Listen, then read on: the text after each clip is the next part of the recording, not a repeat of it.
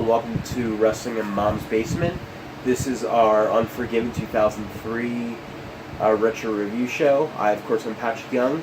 This guy to my right still has the Spinner Championship on his wall. Joe Venuto.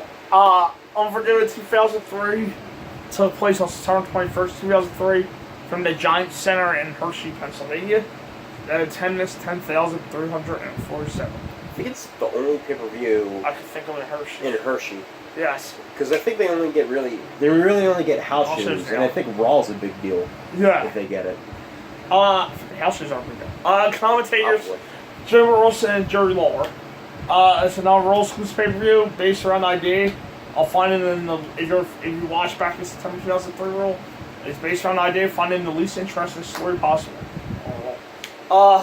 Is it Shane McMahon and his electric testicles versus Kane? Or that's a unique superpower. Or a barely mobile Triple H maintained to drag out his second world title defense against Goldberg. You know, the guy known for his low matches. Yes. There's also the option of the Battle of the Elsters, which is always a big winner. So let's get to it. The open video talks about how no one is good or evil anymore. This comes after most of JR and King talking about how Kane has been buying of evil. We might be in for a very long night. This turns into a Triple H versus Goldberg video, with Triple H talking about all the nobodies that Goldberg beat. One of those nobodies was Kevin Nash, which is a major win that Triple H constantly drives about. More 90 seconds in, and the open video is already contradicted the show twice. Well, before we go on past the intro, I literally looked up the arena on Wikipedia. It's literally the things that it actually mentions as events there was a performance by Cher, my girl, American Idol Live, my girl, Harlem Globetrotters, my girl, Raw and SmackDown, this pay-per-view, and that's good enough for me. Indoor Football League. Oh. And apparently Carrie Underwood actually broke the record for most attendance in that arena in 2016. So, they don't hold the record anymore if the Hammer had it.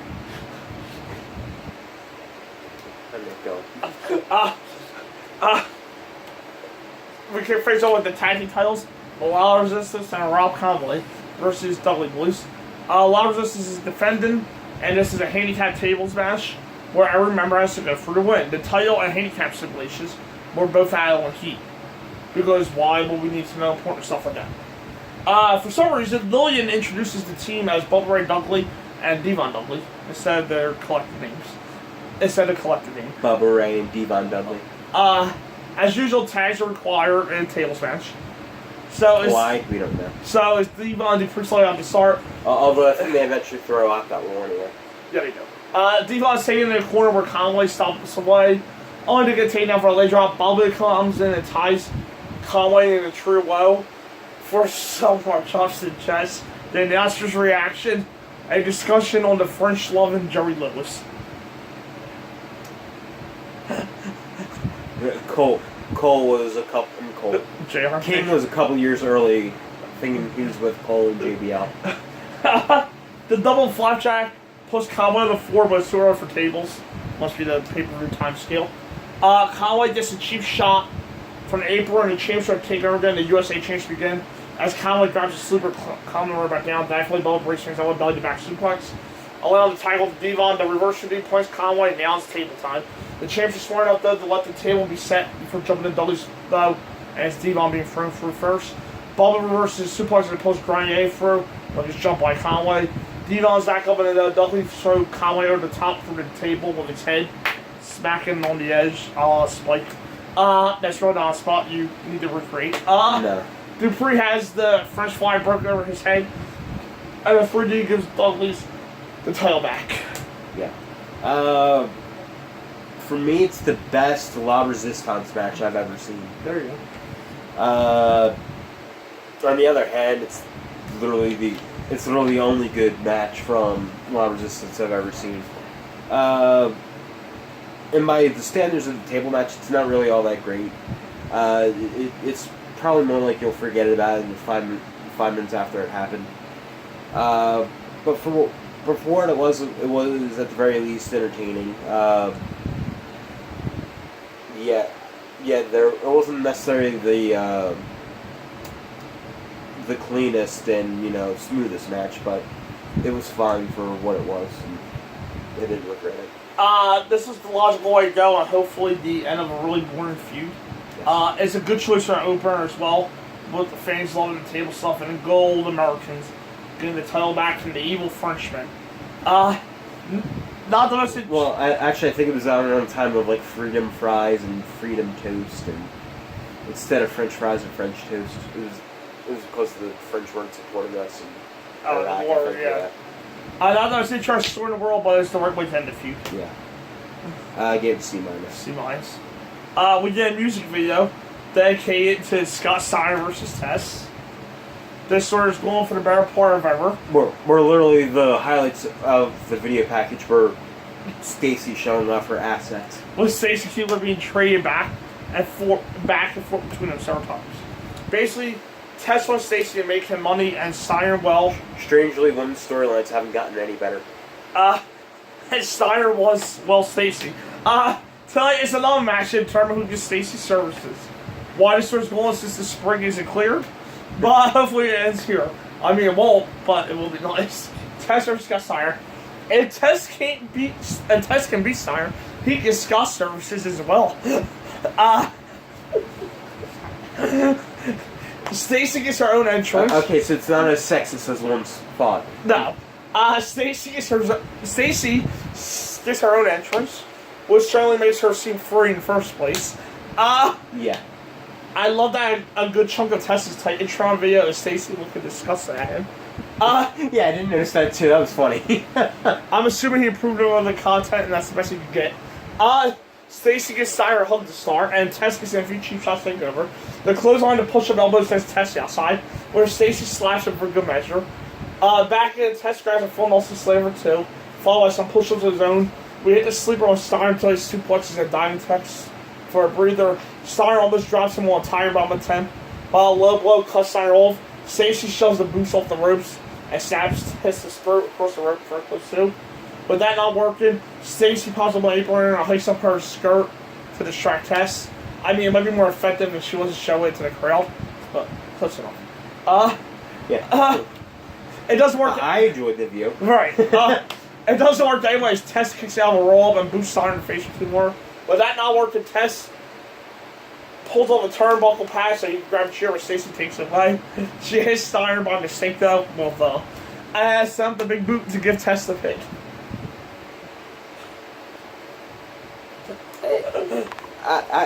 For those of you who had been watching since the rough beginning, I did do a pay-per-view in 2003 that included Scott Steiner versus Tess. That was the beginning of this feud. Where it's the match where Scott Steiner goes to the leap and hit Tess in the back, and then clips his legs. Ends up flipping his legs when he was jumping off the apron. And to remind everybody, I actually gave that match an F. I thought it was terrible. This one I thought, as a match-wise, it was slightly better. But it's at the end of a long, boring feud that no one really cared about, unless Stacy was showing off her ass. So, in that I thought they had an interesting thing with the near falls at the end. But however, whatever goodwill in this match that came, ended with Stacy swinging the chair and literally knocking out Scott Steiner. Yeah, not good. Really was the fascination with the story. The matches have been terrible, and the story is just dumb, but the thing's still going. I did that they probably have a lot of money tied up with Steiner. But it's funny because with weaker leadership, Scott Steiner's more entertaining. Right. But less professional. Yes. With stronger leadership, he's more professional, but less entertaining. Yeah, no. You can't have professional Scott Steiner. It just doesn't work. No, it doesn't. I don't think Tess was really their best option here. Not to win, but I'm just talking about general at this point. Yeah. Bad match, worse ending, and unfortunately, looks like we're still not done with the feud. I gave him that. I give it a D minus. We recap Randy Orton versus Shawn Michaels. Orton's the legend killer and Shawn is a legend. You can piece the rest together for yourself. Randy Orton versus Shawn Michaels. Shawn wrestles him in the mat to start and slaps Orton's head a bit. Some shot in a woo and Lloyd Flair when we hit the headlock, take our heads as we escape sequence. We hear about the various horrible things that Orton has done to various legends, and King confirms that Moolah is not dead. Shawn throws it over the top, but Orton skins the cat to steal a trademark and screws over a dropkick for 2. Clothesline gets Shawn out of trouble, and as a cactus clothesline with Shawn skin the cat back as well. Shawn has the big crossbody forward, so Pace stays face up to start. Back in, Shawn charges the boot in the corner, without Orton the hammer right in the corner. A hard charge sends Shawn shoulder first in the post, and now we'll get to the meat of the match, starting with Flair posting the bail arm. Another Flair distraction lets Orton post his shoulder again, and being his own back in, and Orton crashes on the arm as JR told Special Shawn's matches against Vader. I'll try to figure out the connection. Shawn fights up to his feet. Orton puts his feet on Shawn's face and pulls on the arm to keep him in trouble. Small package with some hard blue layout spot calling. Gives Shawn 2. And the forearm and the nip up into the nip up starts to come back. Shawn sends him over top though, followed by a whip into the barricade. Flair's distraction fails as Shawn has a top rope backsail for 2. Sweet Jimmy uses count to an RKO, but the delayed coverage only good for 2.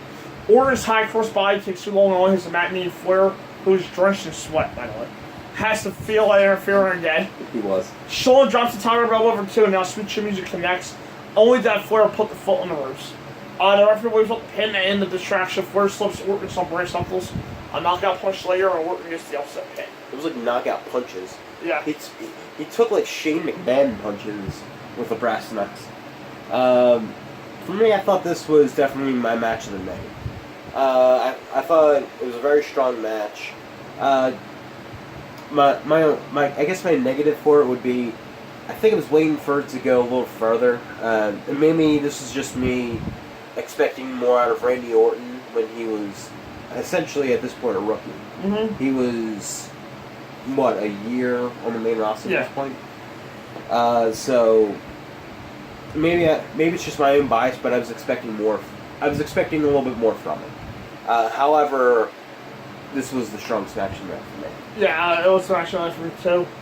It's probably too early for Orton to get the clean win, so this is the best option that they had. I'm not seeing the need for a false pin though. Yeah. Off his RKO, one's relatively new finisher. Exactly. But Orton hung in there long enough to make himself look better. The arm and shoulder stuff stopped mattering about halfway through, though. But to be fair, Shaw's offense isn't heavily arm-based in the first place. So good match with the right result, though.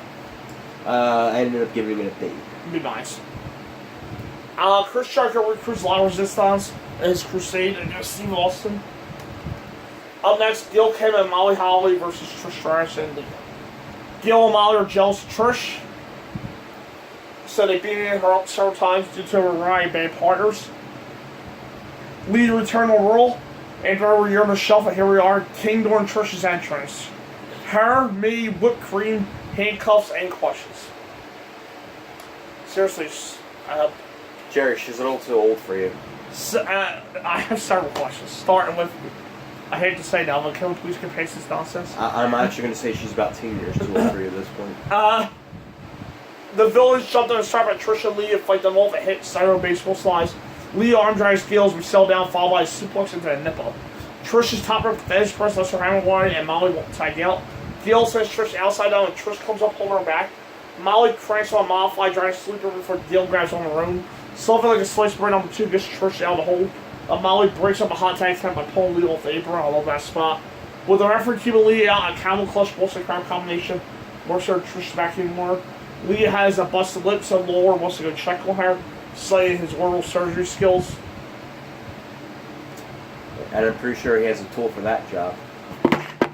My goodness, he won't last 5 minutes today. With stuff like this. Gil misses the middle rope leg drop, and now is all to Lee to speed things up. A drop kick and monkey flip have Gil and Molly in trouble, and there's the first Hurricane Corral.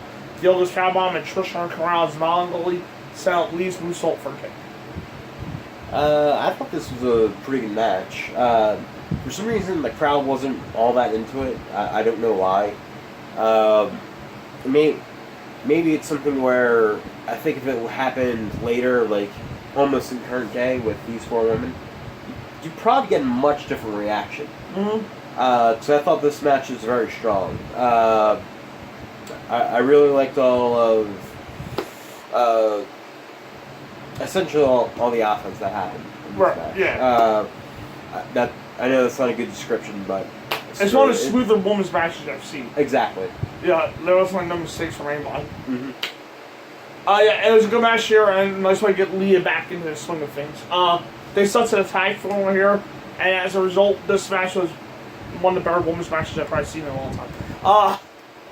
In terms of cleanness and smoothness, it was not like anybody enters exactly a piece of crap in the ring. So yeah, there's really no slouches in that ring. Yeah, so just let them go out there and do this stuff.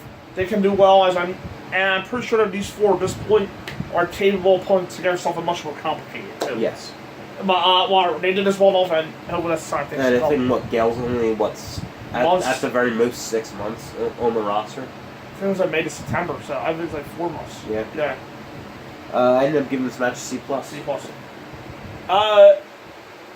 We recap Kane versus Shane McMahon. Kane lost his mask, and Steve Austin asked that the fire still burned. Kane went on Rampage and attacked various people, including Shane's mother one day. Since he's a McMahon, his story becomes almost entirely about Shane, who's not able to hang in tight with Kane when almost no one else can. Yes. Tonight's last man standing, so Shane can do more of his stunt show offense. And by the way, I knew there was a match with Shane on this card, and when I saw the stage, I saw like these like WCW Nitro, like if they're outside on Panama City Beach, they have like this rigging set up around the ring. Oh yeah. I saw that there. I'm like, I wonder if Shane McMahon's gonna jump off that. That's foreshadowing, kids. Kane versus Shane McMahon. Shane cheers him in the back door of the entrances and his jumping chairs at the head. Pulls Kane down all 4. Another shot in the head gets 6. So Shane starts doing the knee, some chair shots to said knee, and rock around post keeps Kane down. Shane starts him head first into the steps, and now it's time for the jabs. Thankfully, Kane first around the barricade, ran and then saw his lane punches. Shane gets slammed with the barricade and smashed in the face with the steps, as JR is already begging Shane to stay down. Back in and chokes up with Shane down by using the referee to pull himself back up at 7. The referee just kicks the face, which shouldn't make any difference in this match. Kane looks up a tombstone, but changes his mind and set opted for the steps instead. The tombstone was the steps reverse, and Shane bulldogs Kane's hands onto them instead. Another step shot to the head sets up a very slow Van Terminator, as the referee is still down. After a loud way around, Kane kicks the steps into Shane's face, and they stumble into the aisle. Shane was a slug up like a set into the metal set for 7. That works so well that Kane does a few more times before stomping Shane down.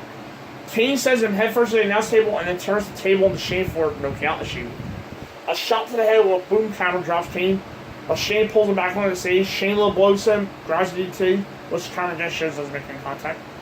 Kane takes a monitor shot to the head and Shane climbs the set. The big yellow misses down. Kane believes not doing anything other than rolling to the side. Yeah, to me this wasn't really. I remember seeing this match on, I believe it's Kane's DVD set, his 3D set they came out with. I was saying 2012, 2011-ish. Okay. And I actually remember liking it then. This time I wasn't as big of a fan of it. For me, it just felt like slow plotting and not much really going on except it felt like a lot of setup to Shane's high spots. Right, yeah. Which the high spots were cool looking. I did like the coast to coast with the steps. Right. I mean, even like the visual of Shane jumping off the set and like landing flat in his back, and literally just falls into the set. Yeah. I thought all that looked great and looked really nice. But it literally just felt like setups to his spots. Well, we picked this pay-per-view list. Like I said, I just watched this pay-per-view a week before and down 2 weeks later. This was my match of the night when I watched it 2 weeks ago.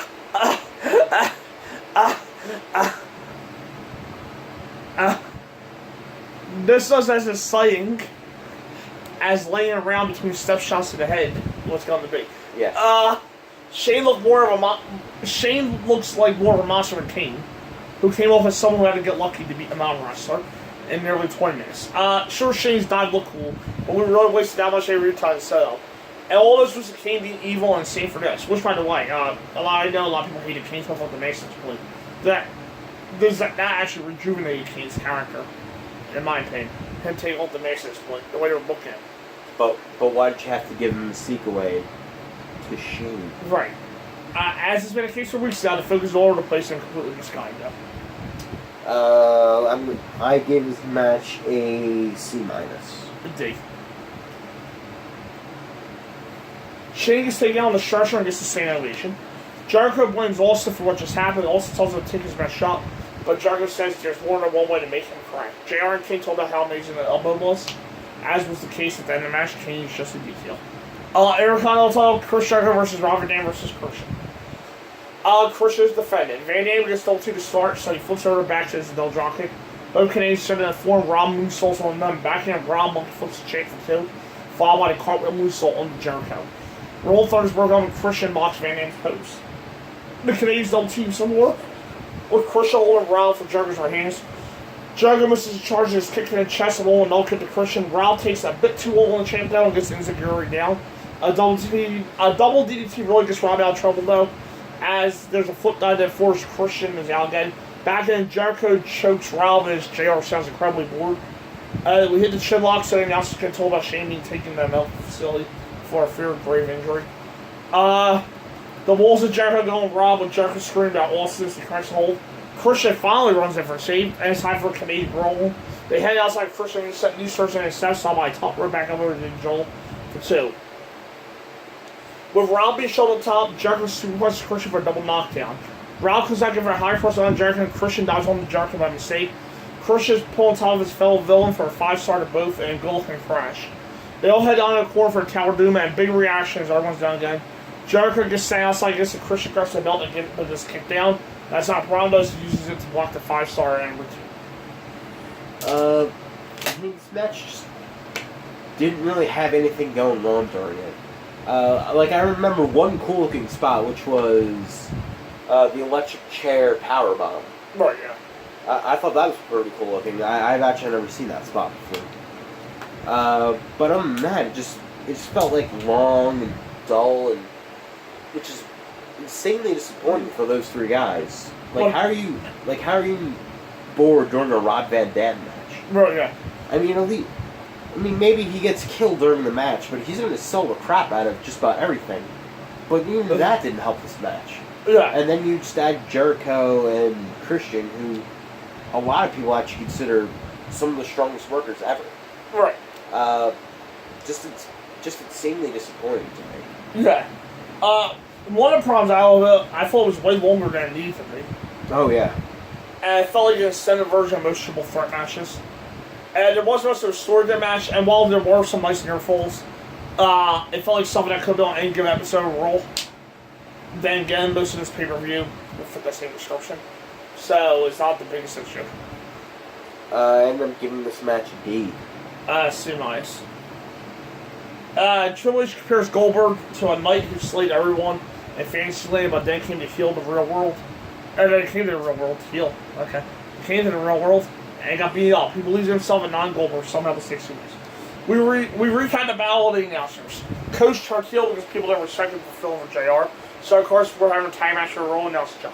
As a fan, I have no idea why this was interesting. As it somehow built on the idea of Coach and Al Snow team on pay-per-view. Yeah, for some reason, sometimes wrestling companies think what you're most interested in is having the commentators for you. Yeah, maybe we'll try this again. Did anyone even know they were the Heat commentators? Al Snow and Coach? No. Okay. Al Snow, John Coach versus Jerry Lawrence. Did people think it was Lita and Coach? I did. Okay. So there's no commentary for this one, which might be a perk in a less dull match. Lord tries for some quick falls with Snow, including a shoulder block for two. For some reason, Snow decides to turn to a slug out with Lord, and Lord's just fine with that. Snow kicks him down and grabs an Oklahoma roll. I'm not sure if I should give him a point for that one or not. doing Oklahoma roll right from JR for 2. We had Sia Donald Strauss and the Boring Champs begin. How dare this crowd? I want to see Snow versus Lawler on pay-per-view. JR shouts at Snow being stupid, not followed on the backdrop. So Snow tries again, only reversing to apologize for 2. Coach checks his and so panics, realizes how he now has lost his 2. The Alpha slices all a few seconds where Coach was in charge of the corner. Lawler beats him up for a few moments as the fans want JR. Snow makes a save and a fist trap and holding JR despite the referee looking completely the way. JR knocks both down really awkwardly meows. He really awkwardly meows Coach. Not in the face. Coach is yelling. Until Jericho runs back in and breaks over the dropkick and Coach gets the cheap hit. Alright, I'm going to say a couple things I actually liked better than this match. This one I only have proof right here because not that long ago, just a few short weeks ago, we did an Elimination Chamber with a match with an older Jerry Lawler. And maybe I'll get hate from this in the ECW crowd, but screw you. And Miz, who is definitely much better than Al Snow. And this match sort of proves it. I'll even say this. I liked parts of the Michael Cole and Jerry Lawler feud better than this match. Yeah, build up, yeah. Yeah, the commentators just feuding, or commentary teams feuding with each other is just a terrible idea. Unless it's like condescension between like brand warfare, then it's sort of okay. Like they're selling their brand loyalty. But literally, or unless they used to be wrestlers. Yeah. Yeah. Doesn't go that route. Yeah. You can't have one be a wrestler and one not be. Or in this case, two be wrestlers and two not be. Yeah. Like, at least, for example. Yeah, at least have them choose like a representative. If we're going by modern day, if there was kayfabe, since there's kayfabe beef, if Corey gets clear with this concussion test, and his first feud was like, say, with Booker, that would make sense. Yes, it would. Because they're both wrestlers. It's a feud that started on commentary, but with former wrestlers that are returning as wrestlers. And if Corey can return with his concussions, Booker's the perfect first feud because Booker always gets a reaction, and he can still go at his age. Yeah. Still good of shape to get somebody over. But no, they added JR and Coach. Right. Which I reviewed Backlash 2004, a few months back. And I did Coach versus Tajiri seat lines. Was there a well-wrestled match or an entertaining match? Entertaining. That's why. Right. This is none of that. Coach can be a good character and pull off very entertaining things. Right. This just isn't one of them. Yeah, and that's all. This is all value you could have expected from this. It's not like anyone buys that Jaron King going to off commentary more than a few weeks anyway. So this isn't exactly throwing. Were they even off a few weeks? Yeah. Oh really? Yeah. Boring match, of course, but at least it was mainly done by peer wrestlers instead of coaching anyway. It still wasn't any better. Jericho says he can crack Austin in a different way. We recap Goldberg versus Triple H. Goldberg dominated the Elimination Chamber of SummerSlam, but Triple H used a sledgehammer to retain, meaning we need to stretch this out for another month before Triple H dropped the title. There's almost a secret out of the sense, but that didn't stop WWE from enjoying it. JR came due to our big sad farewell, which will kick in tomorrow night, as they're still doing the main event. JR ain't about old JR and ain't about the King. Really, because we just sat for those guys having a feature pay-per-view match. So it's starting to see that was about JR and about the King. So starting to see like part of the show was a fact about that. Yeah. Raw World title Triple H versus Goldberg. Triple H alone here is defending, loses the title if he's disqualified or count out. If Goldberg loses, he's going for WWE. Like I said, it's not exactly a secret. They did a big lockup with Triple H punched him into the corner by this Royal Press for his efforts and exchanged the wrist locks and Goldberg match. Goes nowhere. So Goldberg goes over swinging that we're said. Triple H throws him outside by his cold quick clothesline. The spear is called from the knee though, and Goldberg is sent to the fourth end. This time for a posting as Triple H beats on Goldberg. JR manages to get two statements rolled in one line, as he tells that Triple H defeat names like Rock, Austin, and Angle for this title. I don't think JR can stop caring at some point.